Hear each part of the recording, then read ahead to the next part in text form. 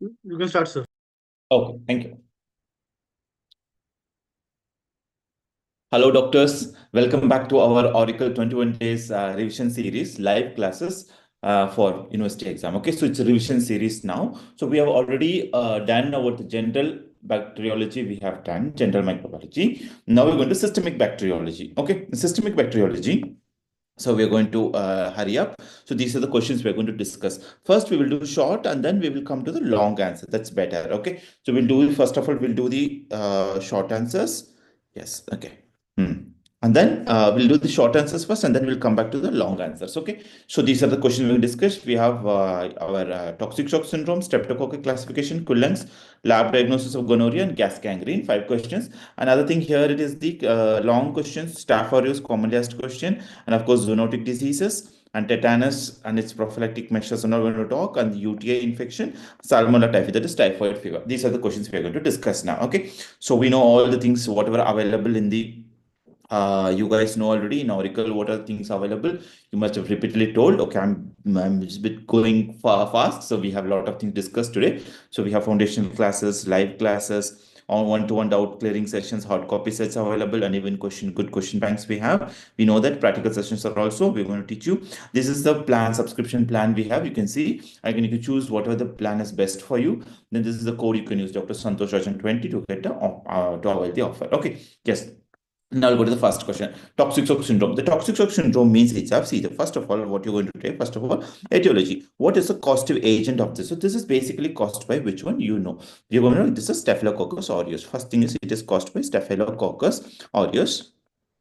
Coccus aureus toxin. Okay, Staphylococcus aureus toxin. Which toxin? The toxin name itself is called TSST toxin, or you also call it as which one? Enterotoxin HEF. Okay, HEF gives you a lot of clue. And the risk factor is usually females who are using the female using the tampons, but unhygienic condition. When they don't use it properly, unhygienic. The word unhygiene is very important. Tampons, female tampons, but using it unhygienically for them, what happened? The staphylococcus can release the toxin, enterotoxin F, and cause disease. So what is the clinical feature? Clinical feature, if you see the patient, usually they get what? They'll get rash, rash, general symptoms, general non-specific symptoms, okay, myalgia, etc., but the worst thing is that when it spreads fast and it ends in what? Shock syndrome. It becomes toxic. It becomes toxic when it becomes a sepsis. When the bacteria becomes sepsis, the toxin released all over the body, so then it becomes a toxinemia. Right, it becomes a toxinemia. So whole body is full of toxic. That leads to what? Shock. That's what we have, toxic shock syndrome. Okay, it ends up in the shock syndrome. Okay, main thing is actually fever, rash, myalgia. So when it becomes severe, it becomes sepsis and leads to shock. This is the clinical feature, right? Now, that's all. So now, so usually because that's what they have, female, F is remember female, other one is fatal. It's very, very fatal. If it's not treated at right time, it becomes fatal. That's all. This is for your toxic shock syndrome. So the causative agent, female, whatever, and the clinical features you're going to write. Diagnosis is diagnosing the Staphylococcus aureus only. You're going to diagnose the Staphylococcus aureus diagnosis. Okay, so that's it. So basically, you have to tell these are the things. These are risk factors, a risk factor, clinical feature, and diagnosis, but the short answer, so you don't need to write fully. This much is enough. A short note, this is more than enough. This is for toxic shock syndrome. Okay, now next one. Next question. We'll go to next question. Look at the next question. Here it is, classification of streptococci. Very, very simple. You classify the streptococci based on the hemolysis. Based on the hemolysis on blood agar. Okay, hemolysis on the blood agar. Usually called sheep blood agar. If you write blood agar also, it's not a problem. Hemolysis blood agar. So you classify, you can classify them into, first of all, beta hemolysis, and then will be your alpha hemolysis, and then your gamma. Okay, alpha and gamma hemolysis. Now, each one you're going to explain and give an example. That's it. So when you talk about beta hemolysis, this is a complete hemolysis. So it's a complete hemolysis. Alpha is partial hemolysis. Gamma is no hemolysis. Okay, there is no any hemolysis. Okay, in blood agar plate, when you take a blood agar plate and if you put the colony, so surrounding the colony, if there is hemolysis, you'll see a clear zone. or it could be partial. Partial means there's a colony, but it will be only very partially cleared. Here, there will not be any hemolyzed zone at all. You will not see any hemolysis at all. Okay. So now, each one you have to give an example. For beta hemolysis, two examples are important. One is your group A, Streptococcus, which is also called as Streptococcus pyogenes. You know that pyogenes. Okay, Streptococcus pyogenes. When exam, you're going to write all full name. Okay, now the explanation I'm writing in short name. In exam, you write full word Streptococcus pyogenes. Okay, and group E is basically, again, group E Streptococcus is basically the Streptococcus agalactiae. Okay, that's all. This is for complete hemolysis. For alpha, only two important things. One is your Streptococcus viridans group, and other one is your Streptococcus pneumoniae. Okay, Streptococcus pneumoniae group. Okay, that's all. Then what about your alpha hemolysis? In alpha hemolysis, there's no hemolysis. Only one example is more than enough. Enterococcus, even Streptococcus bovis also you can use, but Enterococcus is enough. Enterococcus more than enough. Okay. Now one more classification for this group B Streptococcus. You have to write it. That's mandatory. Examiners will expect that. So group B Streptococcus, we have to based on carbohydrate, based on C carbohydrate. We have one more questions in any of the thing can be asked here. One more question also. Okay. C carbohydrate also based on M protein. We classify them based on C carbohydrate, M protein. This classification of C carbohydrate, we usually call it as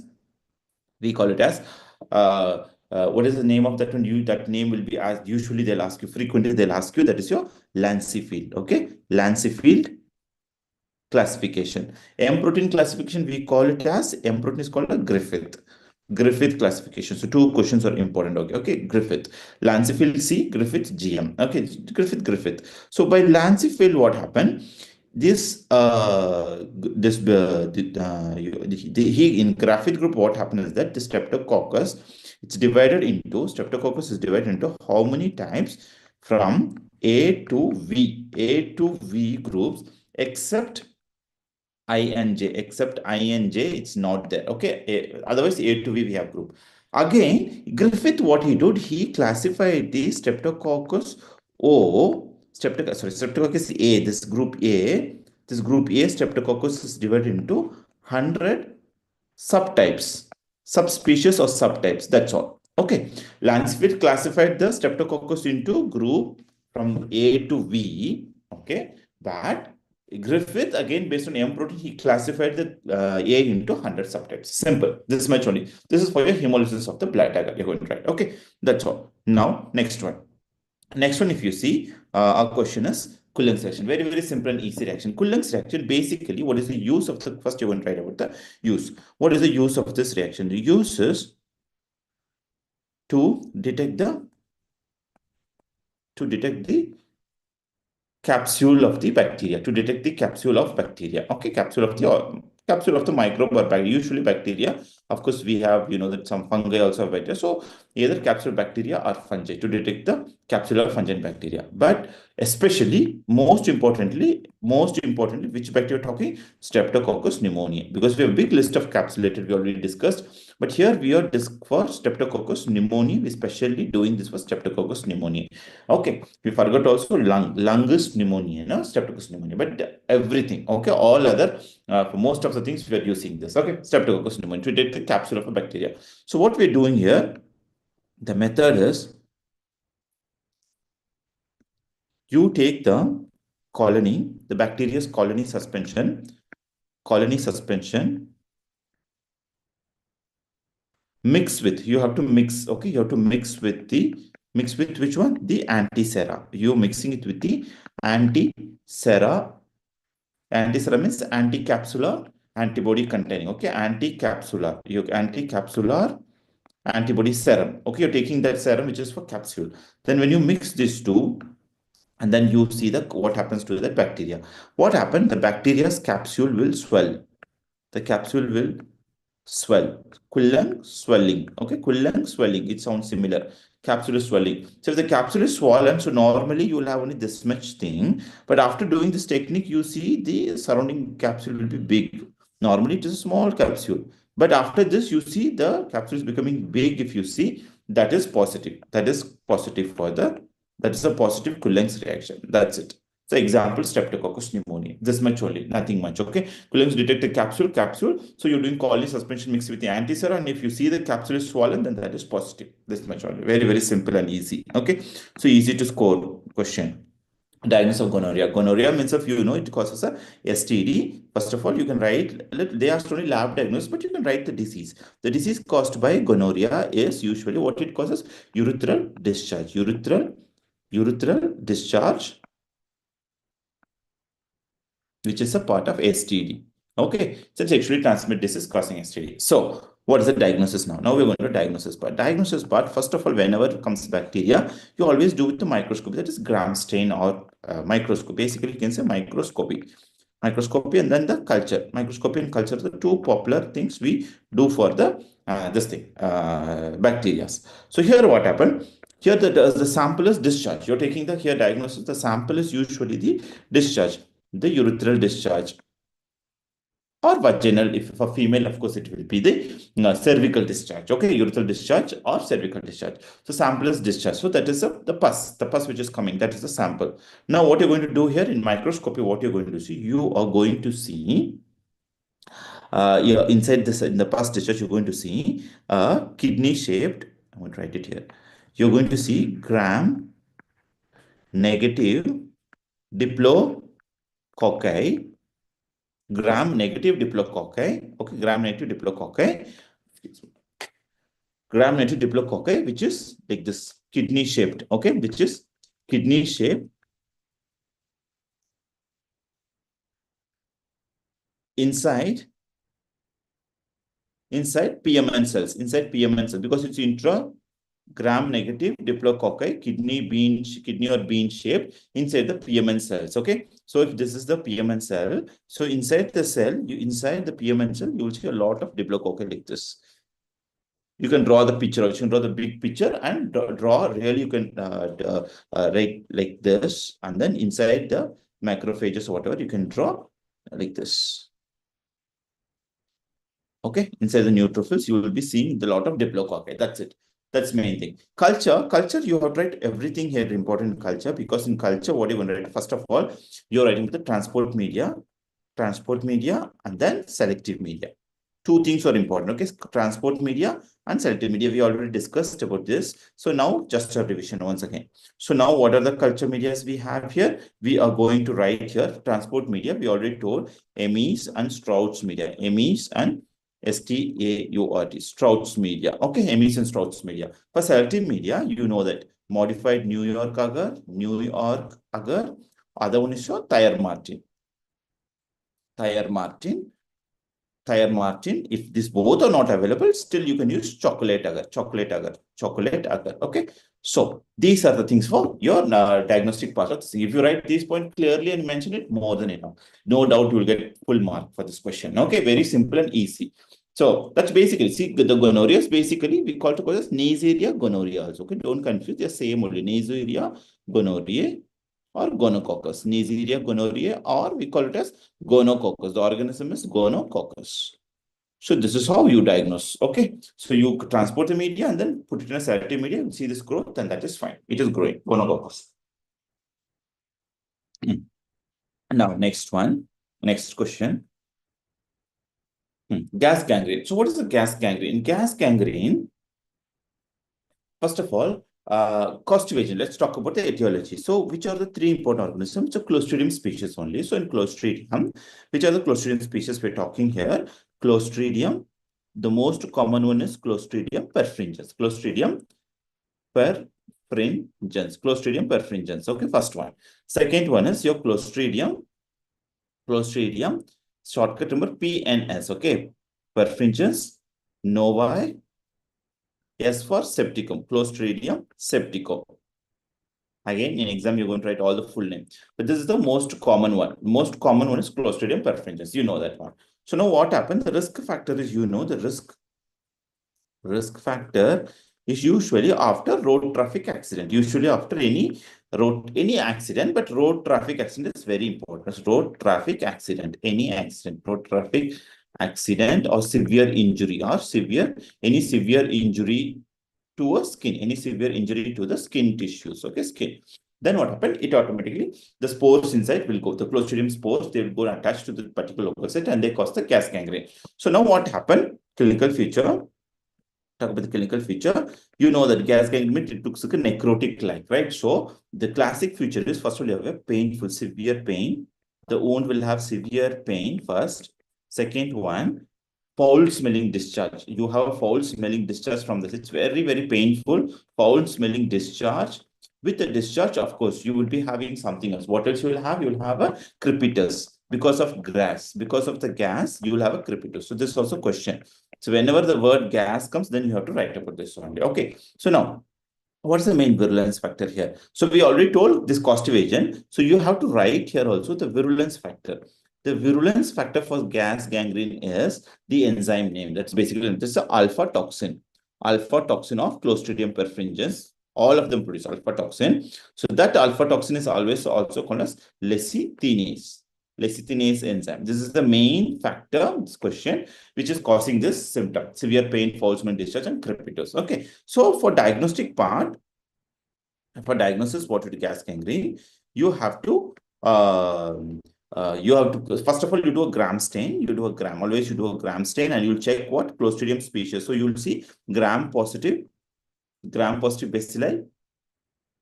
Gram-positive bacilli you see. Spores not necessarily. Usually in gas gangrene, spores you will not see, though they're spore forming, but you see gram-positive bacilli you see. And then next one is your culture. You will be doing culture. So you know that for transport and for growth both, the best media is meat media. Just Robertson cooked meat media. Robertson cooked meat media.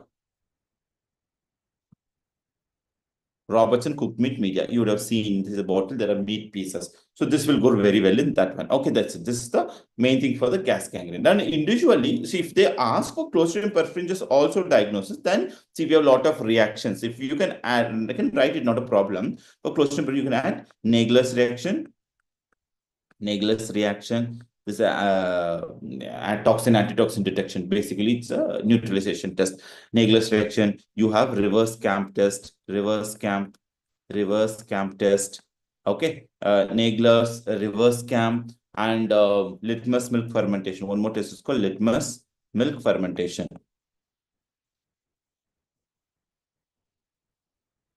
That's all. Okay. So these are things you're going to add. Last one, if you write treatment, it will be more treatment because already there is tissue necrosis. So the main thing would be surgical debridement. You do surgical debridement. Surgical debridement. Followed by the next step would be your antibiotics. You're going to give the antibiotics. Especially here, usually we prefer penicillin and clindamycin. Penicillin and clindamycin is very good drugs. That's all. Okay. Very simple. So if you write these points there you mentioned, you will get full score. No doubt. Okay. That's the idea. Okay. So we told all the things about the gas gangrene. Very simple and easy. You can easily score. Okay. Now next one. The Staphylococcus aureus, the disease caused by Staph aureus. Now this is a 10-mark question. Staph aureus disease and then lab. They directly mentioned the disease and the lab diagnosis. So we'll stick to that only. So now the first one is your disease. Staphylococcus aureus diseases. So when you classify the disease, usually you classify the Staphylococcus aureus disease into two types. One, the bacteria itself, the disease caused by bacteria itself. And the second one is by the toxins, whatever the toxins mediated disease, you're going to classify like this. And then you can write all the answers, whatever you know. Okay. So here, I'm going to discuss the main things which you can't forget. Those things I'm writing. Explanation, you can give anything you can write. Okay. So bacteria first, first of all, the skin infections. Bacteria, Staphylococcus is the king of skin infections. So what are the skin infections you can expect here? When talk about the skin infections, you know that starting from folliculitis, furuncle. Most common cause of folliculitis, furuncle, carbuncle, even the abscess. First list. Okay, then next, we'll go one by one. Second one, what it can cause this is for the skin infection. Then comes your lung. In lungs, what it can cause? It causes pneumonia. Especially, it causes the hospital-acquired infection, hospital-acquired pneumonia. Hospital or nosocomial pneumonia, hospital-acquired pneumonia. Okay, most common cause of hospital-acquired pneumonia. Right. Now, next one. So, third one, if you see, next is in heart. In the heart, what it can cause? Infective endocarditis. So, most common cause of acute infective endocarditis, especially in the native valves, you call. Okay, acute infective endocarditis. Endocarditis. Okay, acute infective endocarditis. Okay, then fourth one. The fourth one is bones. In bones, it can cause, osteomyelitis. It can cause osteomyelitis. One of the most common cause of bone infection. Apart from this, of course, it can cause a lot of other things also, like breast abscess, breast mastitis or abscess. Any abscess in the body, breast abscess, parotid abscess or parotitis, parotid abscess. One special condition also is there called botyromycosis. Botyromycosis. These are some important diseases that you should mention. Okay. If you write this for this thing, it's more than enough. It covers maximum part. Okay. Then next one would be your toxin mediator. When you come for toxin mediator, we have again 3 diseases here also. So what are the 3 diseases? Toxin mediator. First one is your food poisoning. One is your food poisoning. Second one is a toxic shock syndrome. We just spoke, we just discussed toxic shock syndrome, toxic shock syndrome. And the last one is your, third one is your, staphylococcus, SSS, that means staphylococcus scalded skin syndrome, staphylococcus scalded skin syndrome. Okay, so in food poisoning, what you're going to mention here, usually it is because of milk products, the pastries. Like usually it is coming because of the pastries, potato salad. Okay, potato salad or the reason. Okay, first thing. Second one, here it is the food poisoning occurs within 6 hours. Within 6 hours, that is very important. You have to mention the food poisoning occurs within 6 hours. You write it, I'm writing it shortly. Again, in exam, you have to write everything in a complete word, not any this shortcut type of thing. You write complete words. Okay, that's better. So examiners will like that. Okay, yeah, 6 hours, and usually because it should be vomiting. Usually it is basically this toxin issue stimulates the acetylcholine receptor, so that usually ends up in the vomiting. That's all. Toxic shock syndrome we just spoke. So usually this is, and here the toxin name here. Excuse me. Here it is because of enterotoxin A. Enterotoxin, many toxin, but A is most common. Here it is again enterotoxin Hef. We just spoke before. Okay. Yes. Here the toxin name is called exfoliative toxin. Exfoliative toxin. The name is exfoliative toxin. Okay, very, very simple. Now in toxic shock syndrome, as I told you, Hef is there. So female with tampons. Female who's using the tampons, but only thing is a female with tampons. But what happened? It is usually tampons leads to this toxicity. So because of this, what happened? They have severe fever, rash, etc., and finally end up getting what? Toxic shock syndrome, TSS, toxic shock syndrome. The shock, basically shock. That's what it is, dangerous. Staphylococcus scalded skin syndrome. Here it's usually in the children. Children, you see that peeling type of, the skin peeling. That is like a vesicular rash, vesicular skin goes. We also call it this as a Ritter's disease. We also call it as Ritter's disease. Skin just peels off. Okay, but here prognosis is good. Nothing to worry. Prognosis is good with antibiotics. You start the antibiotics, the child gets better. Okay. Ritter's disease. Basically, skin peels off. Superficial skin, you have big bullets and vesicles are formed, but it just peels off and patient is fine. Okay, so it's a good. So this is the Staphylococcus aureus. You write it neatly, step by step, fully you can explain. No problem. Okay, now the diagnostic part. Diagnostic part. I'm going to go to the diagnostic part now. Yes. Now, what is the diagnostic part? I'm going to write it here now. One second. Lab diagnosis. Lab diagnosis is very, very important. It's easy also for Staphylococcus aureus. First, as I told you, always it is the microscopy. When you say microscopy, usually gram stain. Microscopy, we do the gram stain. Okay, gram stain. So, first one, when you talk about the gram stain, you already know that it comes under the gram positive bacteria. So, you have gram positive Staphylococcus in grape-like clusters. Grape-like clusters. If you remember also, we draw the picture many times. We draw like this. You have to draw the picture. You draw like this clusters, okay? Like this, you're going to draw a circle and inside on gram stain, this type of thing. This is a grape-like cluster. First point, very, very important. Okay. Then next is your biochemicals. In biochemical test, two tests you have to mention, very, very important. Examiners definitely accept that. So catalase and coagulase positive. Okay, you have a catalase enzyme that is positive. Also coagulase. Coagulase, you have tube slide and tube coagulase. That's okay. You can, if you want, you can mention it. But usually these two you have to write. Catalase test is positive. Coagulase test is positive. You're not going to write the symbol positive. You have to write coagulase test is positive. Catalase test is positive. This you have to mention. Okay. Then the culture part. Third is your culture. When you go to the culture, you have tried many important things here. Culture, because it grows in different type of media. One, at least you should mention blood agar. First is in blood agar, what do you see? And then you have something called Ludlam's agar, selective media. Ludlam's agar or Ludlam's media. Okay. And other specific medias we have mannitol, salt agar. Mannitol, salt agar is frequently asked question. You can't forget. Okay, that's selective media for this. Mannitol, salt agar. And then you have DNase agar plus additional test like phosphatase tests. Okay, so now see what you're going to write here. You are going to write here in blood agar we see pinhead colony. You should write pinhead colony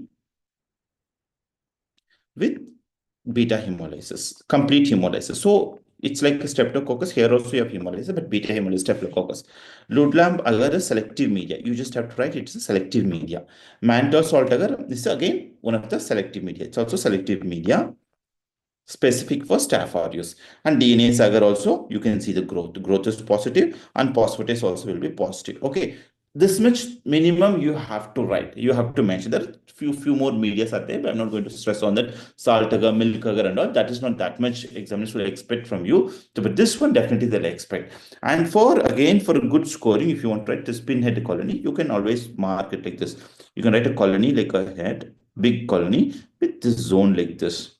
So this is the beta hemolysis because complete hemolysis, and there is a pinhead. It looks like a pinhead. Okay, because streptococcus it's pinpoint, it's pinhead. That's it. This much only you're going to do. Okay, more than enough. Here again you have MRSA and VRSA, but that's not us, so you don't have to worry. You write only this much more than enough. 5 mark for the diagnosis, 5 mark for the clinical disease. Okay, very simple.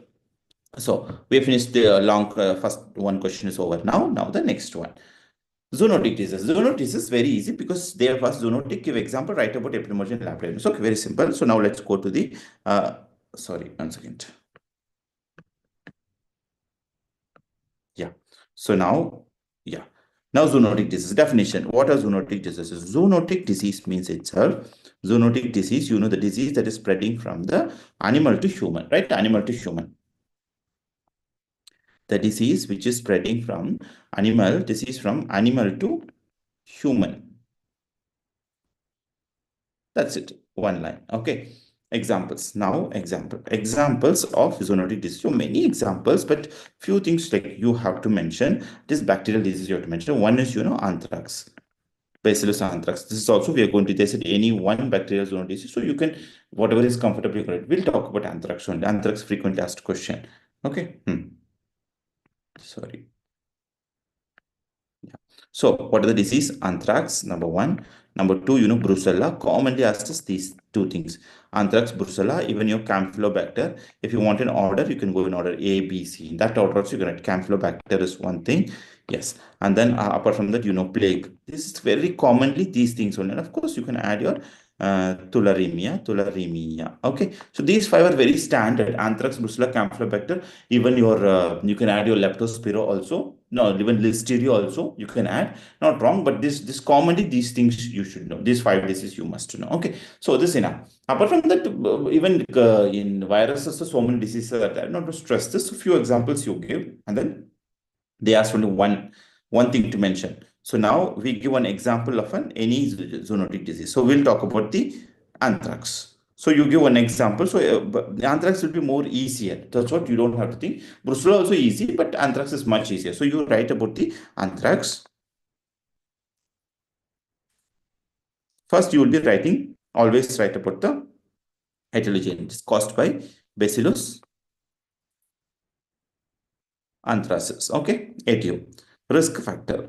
What is the risk factor? Who are the risk factor? Risk factors are animal handlers, especially. So when talk about epidemiology, you're going to write this usually animal handlers. You're going to write here as a so risk factor means you're going to write the animal handlers, especially skin with the animal skin. Animal handlers who's working with the animal skin or at high risk animal skin. Okay, so that's one thing. Risk factors for animal handlers who's handling especially the animal skin, they are very prone to get this thing. Okay, because the animal skin has the spores, Bacillus anthracis spores, so that can cause the disease. So now what are the diseases it can cause? Clinical future. The clinical futures are, you're going to write there Bacillus anthracis into three things. One is your cutaneous anthrax.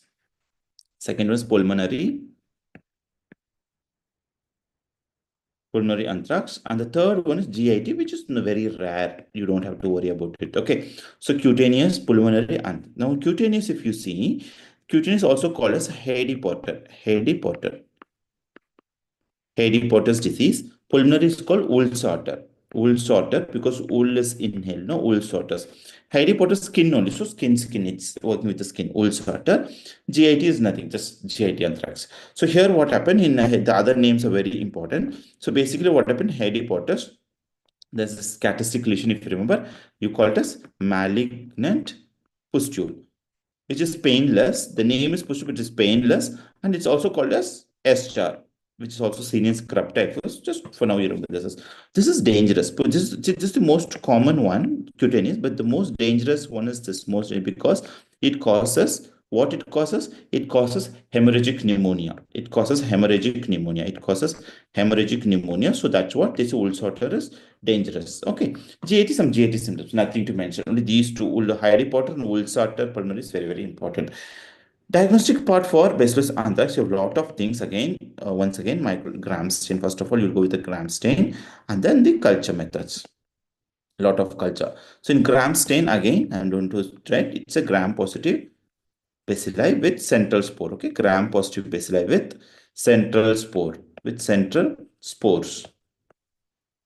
So you call it as bamboo stick. You also call it as bamboo stick appearance, bamboo stick appearance. Okay, bamboo stick appearance. Exactly, it looks like this. If you put like this, it will be like this. The spores in the center and the bacilli. So it's like a bamboo stick appearance. Okay. Apart from that, in culture, we have characteristic names. You must have seen it repeatedly. You must have checked it also. So what we have here is in the culture is that usually you have in penicillin agar, so different things grows in penicillin agar, some agar, and then in the penicillin agar, and then you do a stab agar. Okay, different places you grow, you will be seeing. First of all, pearl. You see the pearl-like reaction. The colony will be like a pearl. So pearl-like reaction. And you see inverted fir tree appearance. Inverted fir tree or Christmas tree they call. Okay. Inverted fir tree or Christmas tree appearance. So not only pearl-like reaction, in other medias, when it's growing, it gives Medusa head colony. Medusa head colony. That means here the colony looks like a pearl, plus not only that meadow side, the colony outside, you see it's like a snake's, the Adar is one of the gods they used to meadows ahead, like this you'll see. So these are the common ones you see, okay, penicillin agar. And of course, you have a selective media also, selective media, that is basically we call PLET agar, you can mention it. And apart from this, one thing, it is a bacillus, Staphylococcus aureus has a bacilli. So from the grams and culture, third one is for capsule. You do one test to detect the capsule. That's called McFadden reaction. McFadden's reaction, very important. McFadden reaction. This is for capsule. You're going to mention it also. Don't forget to mention it. Okay. And then last but not least, One test, Ascoli thermoprecipitation. Ascoli thermoprecipitation test. That's it. If you mention these things, more than enough. Examiners will be so happy. He'll gives you full mark. Okay. So these are the points. You can again say you can add many things. Try to whatever the points I said not to be missed. This for points all you've written, you'll get 7 marks. Another thing which you're adding for 10 out of 10 means not completed 10, at least 9 marks they will give you. Okay. This is all I would stress you. That's all. Okay. So now next question. Next question we're going to let me clear this. Tetanus. Tetanus is another very, very easy question. You can't make any mistakes. So they ask pathogenesis, lab diagnosis, and prophylactic measures. Okay. Tetanus. So first of all, tetanus ka pathogenesis we'll see. First of all, tetanus, we'll talk about the etiology and the virulence factor, right? Etiology and the etiology and pathogenesis. Basically, I'll say pathogenesis is the right word. Pathogenesis. Okay. And then the clinical feature, and then and then we'll do the prophylactic part. Okay.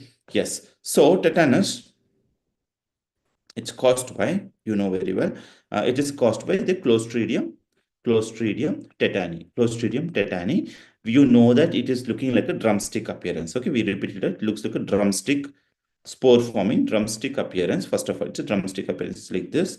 Then it looks like a drum like this. Okay, so spores will look like a drum. Okay, Clostridium tetani, drumstick appearance. First point.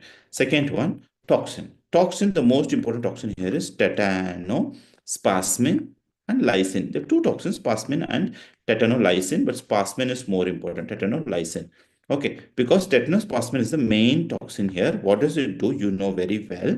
Tetanospasmin, it usually inhibits the GABA and glycine receptor, glycine mediators, neuromediators. So they are basically inhibitory mediators.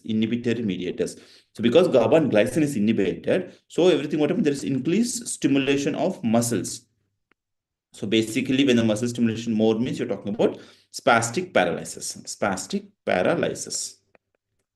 Okay, got it? That's it. Very simple. So because of the spastic paralysis only, patient will be manifesting some clinical features. What are the clinical features? Lockjaw, trismus. Sometimes you call the face as rhesus sardonicus. They mimic the face like smiling face like this. Like this, you would have seen it. Like it's a spasm, no, everything is spasm. Okay, so we also call it as devil's face, devil's grin, devil's phrase, whatever you want. Okay, so these are the common things. Okay, in children, it causes special position. You know that opistotonus. Okay, that the baby goes spasm like this. Okay, now next is your diagnostic part, and then we'll go to the prophylaxis. Diagnostic part, already we spoke. One again, same thing. Grams. If you do a gram stain, you'll see the Clostridium tetani drumstick appearance. Gram positive. Of course, gram positive bacilli. It is. We know this. And culture, for culture, we are speaking, we are talking about what we can use a Robertson cooked meat media. Robertson, we already spoke for perfringes also for any Clostridium, many anaerobic. This is an anaerobic, no. So Robertson cooked meat media.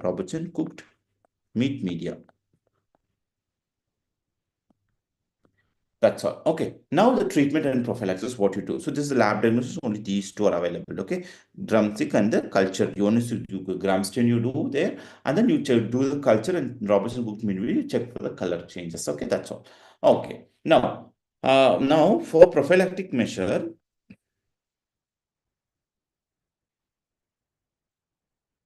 First of all, treatment. Let's go for treatment and then prophylaxis. Okay. Treatment and then prophylaxis. Treatment, this is a toxin prophylaxis. This is a toxin mediator. So you have to give what? Antisera. Antisera is the main treatment. Antiserum of tetanus. Okay, it's main treatment. Prophylaxis, we have what? Tetanus. We have a tetanus injection, tetanus shot. So tetanus comes in, either it comes in DPT form or DT form or TT. Okay, these things. So there's only, so three things are there. So but DPT, DPT doses, usually we give it 6, 10, and 14th week plus the boosters, 2 boosters later. Again, it will increase again. Okay, so that's it. So this is for your prophylactic measure. That's it. This much only. And one more thing, the risk factor is usually due to any your iron rods, rusted metals are the reason for the injury. Then you get the tetanus. Okay, so this much only. So this is for your tetanus, clostridium tetanus. So it is the one question which you can't make mistake. Very easy to score also. Okay, that's all. Now next. Two more questions, very easy questions only. Enumerate the common bacteria that causes UTI. So UTI, when you talk about UTI, first little bit, when you talk about urinary tract infection, UTI is basically urinary tract infection.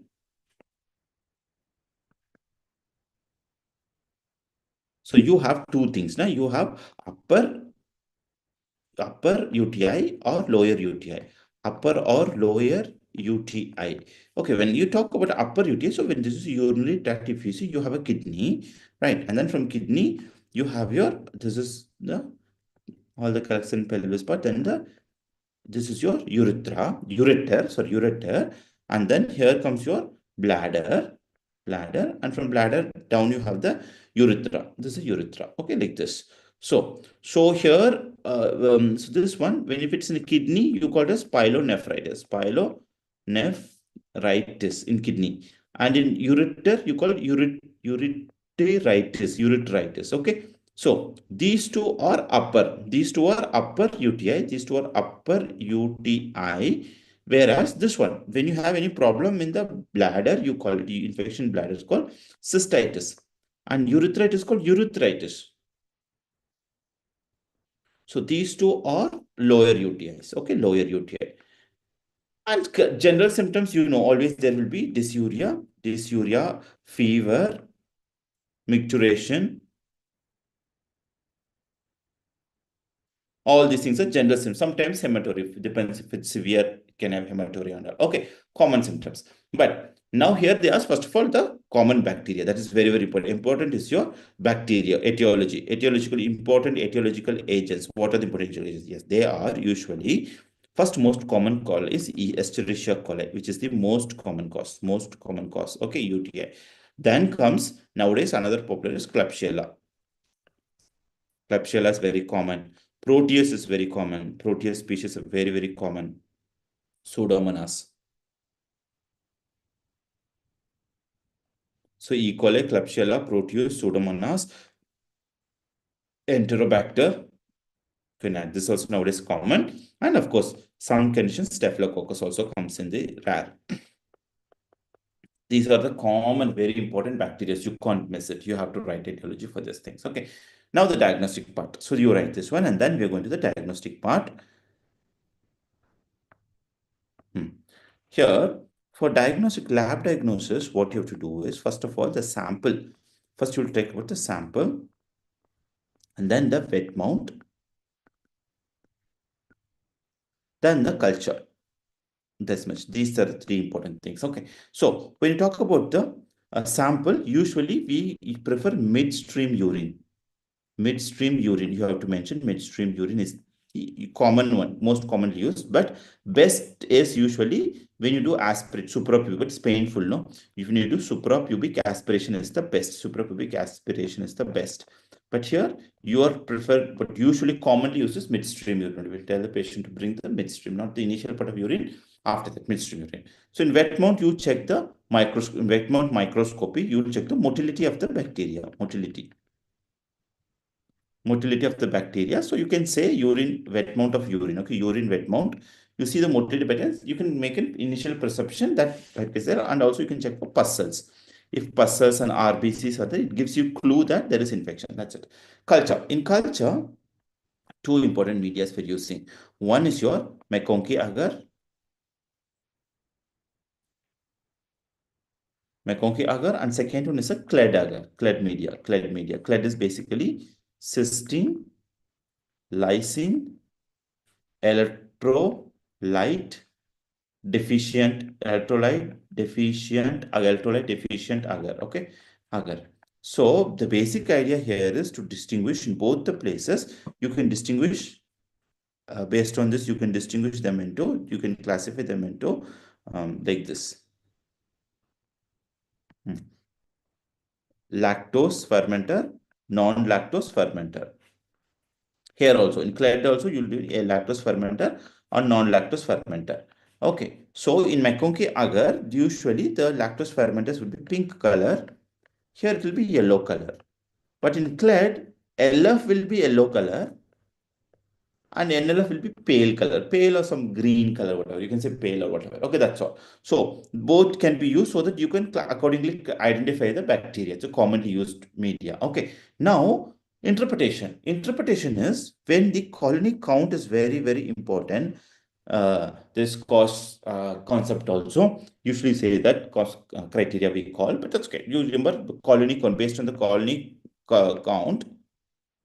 How you classify is that when the colony number, when it's more than 10 to the power 5, okay, CFU, colony forming unit, you call colony forming unit per ml, okay, CFU we call, okay, call ferment, or it can be 10 to the power 4 to 10 to the power 5 or less than 10 to the power 4. So if the colony should be in either McConkey or Cladager, if the colony is more than 10 to the power 5, then you call it a significant bacteria. So that means infection is there. You treat accordingly. 10 to the power 4, 10 to the 5, it is doubtful. You have to check the patient's condition. If his patient is really sick, then only with interpreting with the pus cells and everything, you are going to give the report. You say, okay, this is positive or negative, accordingly you will tag. Less than 10 to the power 4 is insignificant bacteria. Insignificant bacteria. That's it. Okay. This is the criteria we use for diagnosing the UK. So this is mandatory. You have to write this, but you can write all the things easy. But the last part, you're going to this concept, okay? Cost concept you call. This you're going to tell significant bacteria, doubtful, or insignificant bacteria in urine sample. Only for urine sample, we have this criteria. That's all. Okay. So you mentioned this. That's all. So three things you're going to get: sample, wet mount, and the culture, colony interpretation. This is colony interpretation. Only for urine, we have this colony interpretation. Okay. So accordingly, because the possibility of contamination is high. So to prevent that only, we are using this criteria. That's all. Okay. Very simple. Now we're going to the last question. Typhoid fever. Typhoid fever, you know, very, very simple, commonly asked questions also. So here they have asked you about the virulence factor of the Salmonella typhi and then describe the pathogenesis of typhoid fever and the lab diagnosis. Okay. So Salmonella typhi.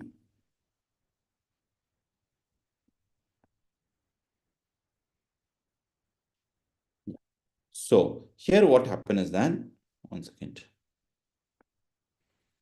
So Salmonella typhi, not only Salmonella typhi, your typhoid fever is caused by Salmonella typhi, also paratyphi, A and B. All the three things can cause your typhoid fever. Okay, first thing. This is the etiology. Etiology is these things. Okay. Now, mechanism is that first infective dose. Infective dose of Salmonella typhi is between 10 to the power 3 to 10 to the power 6 bacilli per ml of, that is usually fecal-oral. Any 10 power bacilli in what?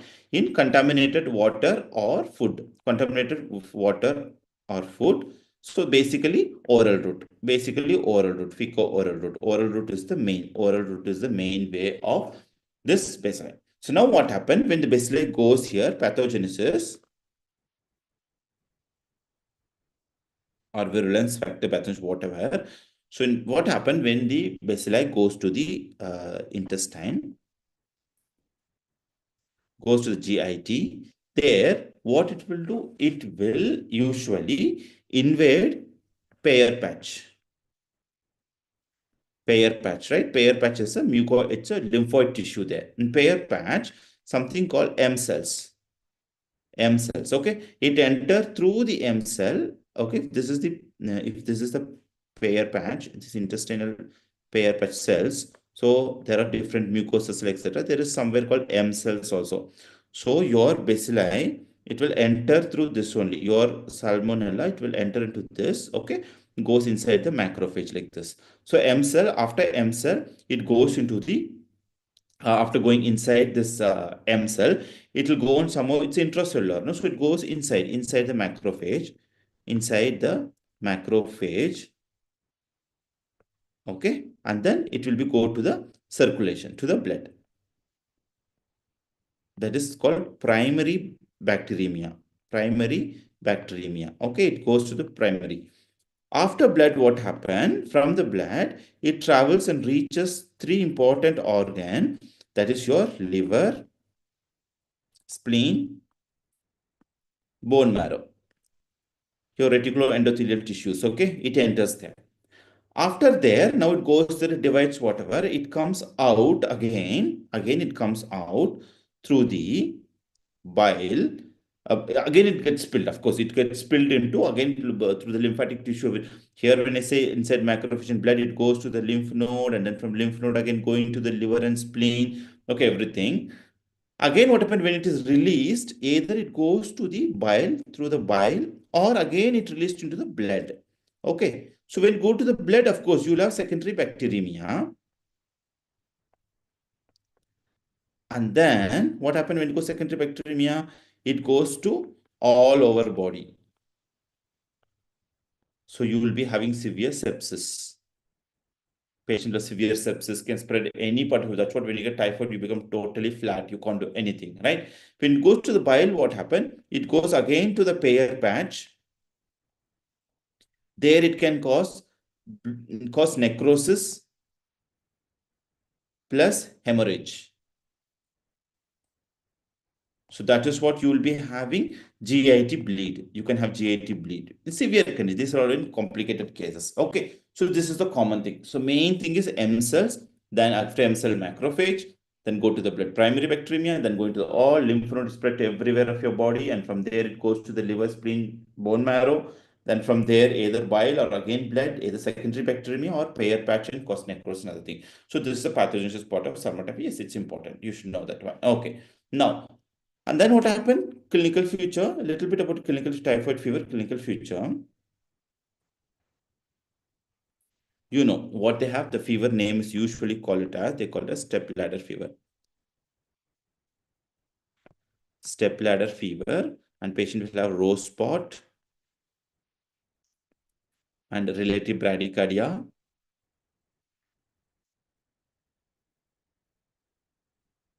Coated tongue. Sometimes, of course, hepatomegaly also, hepatosplenomegaly, not severe, but you can have hepatosplenomegaly. So these are the common things you will see in the clinical future. Okay, that's all. Lab diagnosis. Lab diagnosis is the most important part. So we're going to talk about that here now here. Yes. Lab diagnosis, very simple. You have to remember this only. How you going to remember? Shortcut is BASU. Remember BASU. In exam, you don't write like this. You remember as BASU. So B for blood culture, blood or bone marrow culture, both, but usually blood culture only we follow. A for antibody detection. Yes for stool and urine culture. Stool culture, urine culture. Okay, stool culture and urine culture. Okay. Now, so for this is usually what happened in the first week. Till first week, blood culture is the best one. Okay, best. And then till second week, after that, till second week, the best is your antibody detection. After seventh day, it will, of course, it's obvious, no? Antibodies start to produce. So you will see this only in antibody detection. So this is basically which test we call Vidal test. Vidal agglutination test, Vidal test. Okay. Antibody of salmon type is Vidal test. You detect according to the titer value, detect. Stool and urine, this will be and till third and fourth week. Third and fourth week, you can use this one. That's all. Okay. So that's due to the blood culture, antibody, stool, or urine culture. So here only it comes. So whenever, yes, so this is the thing. So you do number one, number two, number three, number four. Yeah, these are the common lab diagnostic tests we will do. Of course, you see that one more thing I forgot. Diarrhea is rare in typhoid fever. Diarrhea, if they have diarrhea, there will be pea soup diarrhea. Pea soup diarrhea. Okay, that's all. So these are the characteristic lab diagnostic part unit, typhoid unit. And there, if you want to explain the Vidal test also, you can, but Vidal test is a short answer. So I don't know what to explain. So in Vidal test, you'll be checking for here, you have to check for O and H antibody detection. All right. O the cell wall, H the flagellar antibody detection. You'll do according to, you'll give the titer. The titer, if it's 1 is to 40, 40 is normal, above that, above 180, it will be positive. So accordingly, you do O titer and H titer and you give it. Okay. So that this separate question, if they ask Vidal, you can explain everything. Otherwise, this is okay. The basic test, whatever you're going to do, this you have to mention. That's all. Just mention it. Okay. So this all, and then you can this, if you know, and if you mention it there, more than enough, and explain it, you will get really good score. Okay, these are things you shouldn't miss. Okay, that's all. So we'll see soon again in next class. So all the best again. Keep on revising. Thank you.